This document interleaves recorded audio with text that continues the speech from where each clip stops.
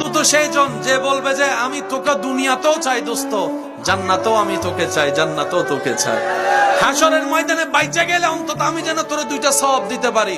এটা হচ্ছে বন্ধুর কাজ, যে আপনাকে তাহাজ্জুদের জন্য ডাকবে, ফজরের নামাজ একসাথে পড়তে নিয়ে যাবে। আছে না নাই? এরকম বন্ধুর দরকার। রাতের 3টা বাজে যদি আপনি কল দিয়ে বলেন দোস্ত আয়, সে একবারও জিজ্ঞেস করবো না যে কোথায়, আগে বের হয়ে যাবে, তারপরে বলবো যে কোথায় আসবো সেটা কো। আর এখন বন্ধুরে ফোন দিলে কয় I am busy, call me letter.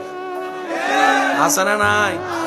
আবার অনেক সময় সাইলেন্ট করে রাখে, অনেক সময় কল আসলে দেখেও রিসিভ বলেন না, দেখলেও রিসিভ। যখন তার দরকার হয় আপনারা জ্বালাই ফেলবে, কিন্তু আপনার দরকার হইলে তারা আপনি 5 ব্যাটারি টস দিও খুঁজে। মনে রাখবেন সবচাইতে বড় বন্ধুকে আপনার জন্য উম্মত হিসাবে আপনার নবী, বান্দা হিসাবে আপনার রব হচ্ছে আপনার সবচাইতে আপন।